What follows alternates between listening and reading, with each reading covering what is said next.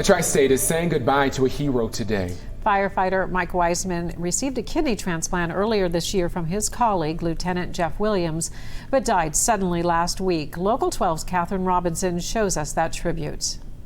It's the face that became so well known, the personality so loved in the more than 20 years that firefighter Mike Weissman served Green Township. The fact that he can make people smile in unusual circumstances, and that was, when you talk about Mike around here, people just got that grin and they knew exactly what you mean by his personality.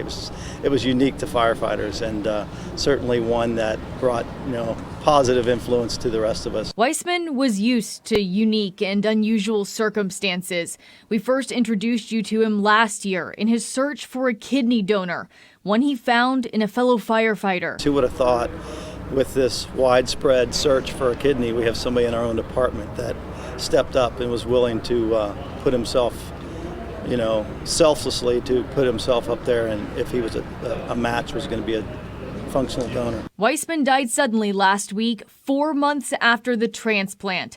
Today, the community he served and those he worked alongside honored him with a drive-through visitation at the fire department, paying tribute to the Navy veteran, described as a strong family man, a man who loved his children with a servant's heart. He was always willing to help other people, and not only as a mentor to our newer, younger people, but just as a person. He was just an overall good person, and he really cared about people. While the pain is still raw, Chief Scott Sauter says Weissman's transplant allowed him to stop dialysis and spend time with his family, making his last days better. His life wouldn't have been improved as it was up until the day he died. In Green Township, Catherine Robinson, Local 12 News.